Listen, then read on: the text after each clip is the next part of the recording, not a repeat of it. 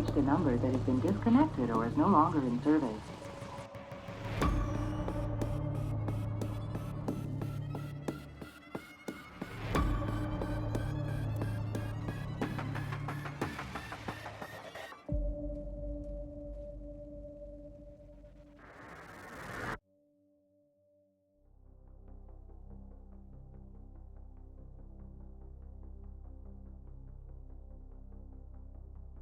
Hi, I'm More Like Rock, a game master for the Warhawk Division servers. Today, we're breaking down the different types of game masters in Arma Reforger, and helping you find out which one you are. In the last video, we covered spawning units, managing the environment, and creating objectives. But tools only make up half of what a game master is. The other half is their style. We'll go over the four main types from the realist to the chaos maker, with some talk about combining different types. Most of this will be my own opinion on the different styles, but hopefully you'll gain a better understanding and define your playstyle. First on the list is the realist. The realist game master tends to focus on immersion and authenticity. This game master designs operations that feel like real-life missions, which might include detailed briefings, logical objectives, believable enemy emplacements, and realistic pacing. Every enemy unit is placed intentionally, every vehicle has a purpose, every action has a clear and often swift consequence. The realist thrives in Milsim-like groups, training events, and long-form operations like D&D style campaigns. Some of the strengths that the realists have are that their operations or campaigns are heavily immersive, with escalating or de-escalating tension that can be felt by all the players. Another strength is the structure. Realists usually have an end goal in mind and are able to structure their missions logically, which helps keep player confusion low and immersion high. Players are usually always looking for a victory, whether it's a firefight or the entire war. The realist offers such a challenge to players that victory feels extremely important and earned. Some of the weaknesses surrounding the realist style are the complexity, pacing, and punishment. Realists often have complex missions or campaigns with layers on top of layers. Every conversation, firefight, lost equipment, or left behind player is another layer on the complexity. For most casual players, it might seem like too much information. The pacing is tough to control sometimes as well and could feel too slow at some points. The hardest part about playing in these missions or campaigns is the difficulty for some players. Every action has a consequence, and often the punishment is higher than most are used to. Accidentally get spotted on a route by a patrol? Either a large search party is heading straight for you, or the entire grid is getting shelled.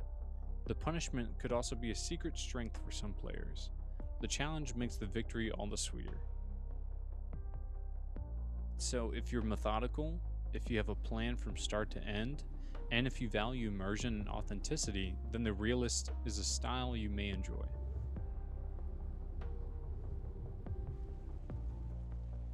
The next style is the director. The director treats Game Master mode like a movie set. They use lighting, weather, timing, and AI movement to create cinematic moments. The direction of the mission or campaign isn't always the main priority for the director, but rather if the moment or moments are remembered and enjoyable for the players. I like to think of the director as kind of a Call of Duty game master. They create scripted events like those commonly seen in COD campaigns. The director is a master of emotions and is able to convey stories through the environment with ease. They thrive in long missions and campaigns, where they can set up stories within stories and create impactful memories for all involved. The strengths of the director style are the ability to create unforgettable moments and enhanced immersion and their connection to their emotions. While everyone can create great moments, the director creates memorable ones that impact players even outside of the game. These moments stay long after the mission or the campaign has passed. Directors, through their use of the environment, are easily able to create much more immersive settings and events. and due to their immersive playstyle, they are able to make the emotions of players flare in certain scenarios. The weaknesses of the director are knowing when to stop, artificial feels, and awareness. Too many dramatic events back to back makes all of them less memorable and less impactful. It's important to know when to stage your events and how often to give your players a break. Scripting too many events or reusing a lot of the same scripts can create an artificial feel to the moment you were intending to uplift. If you start each campaign with the players crashing in a helicopter, it'll get dull after a while. The scripting for moments also requires the awareness of players.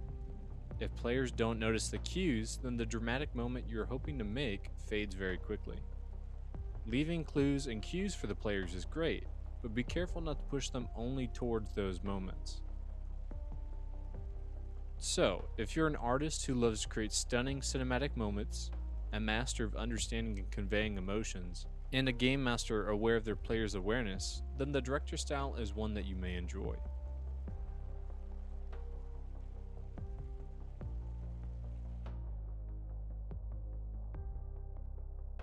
Up next is the Chaos Maker. The Chaos Maker embraces unpredictability and confusion. Chaos game masters choose to make the environment and objectives overwhelming with surprises and unexpected odds. They don't watch how many units they spawn, they just spawn them. If it's logical to put a patrol on a side road, then they pick the main highway and add a platoon of troops instead. This game master keeps players on edge.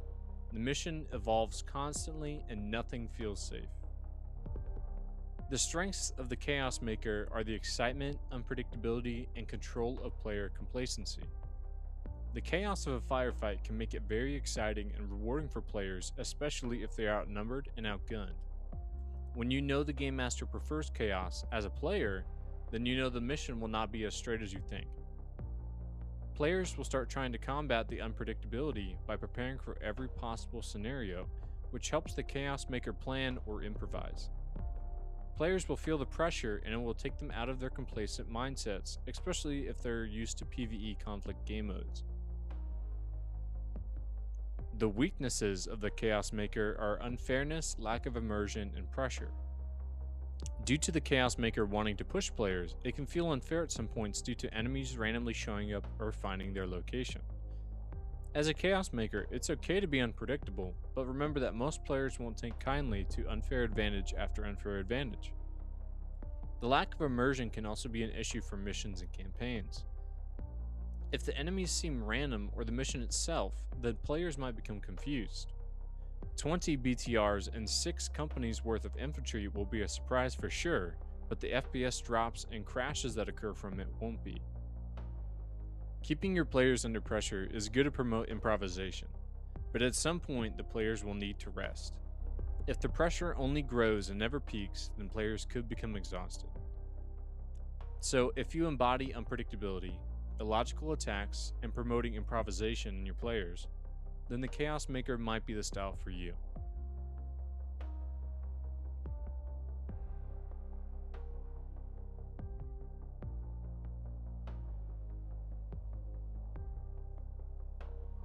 Finally, we have the Facilitator. The Facilitator is the Game Master that takes a step back. Instead of forcing events, this Game Master reacts to player decisions. If players plan something creative, the Facilitator supports it.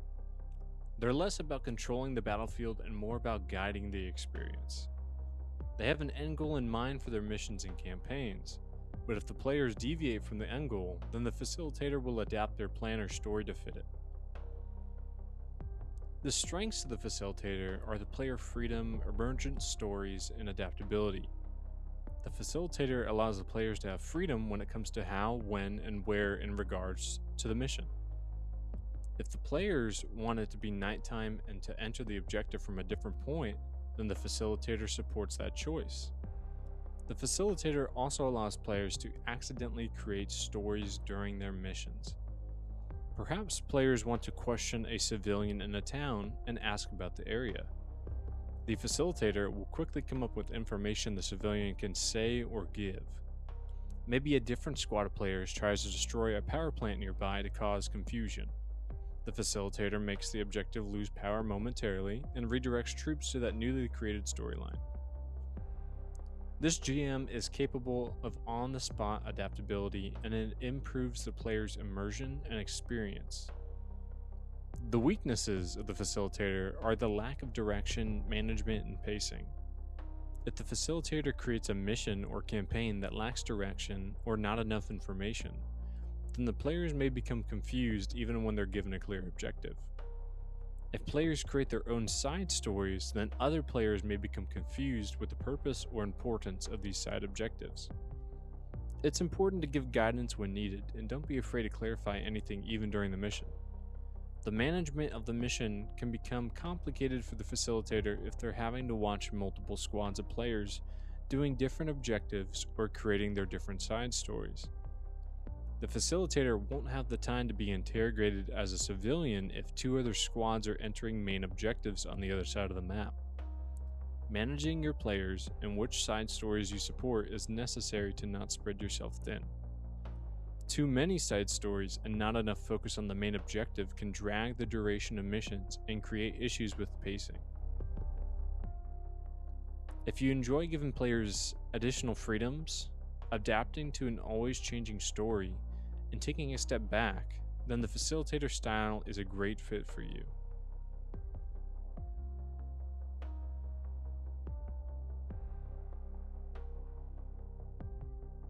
These styles are all my personal opinions on the types of game masters that I tend to see.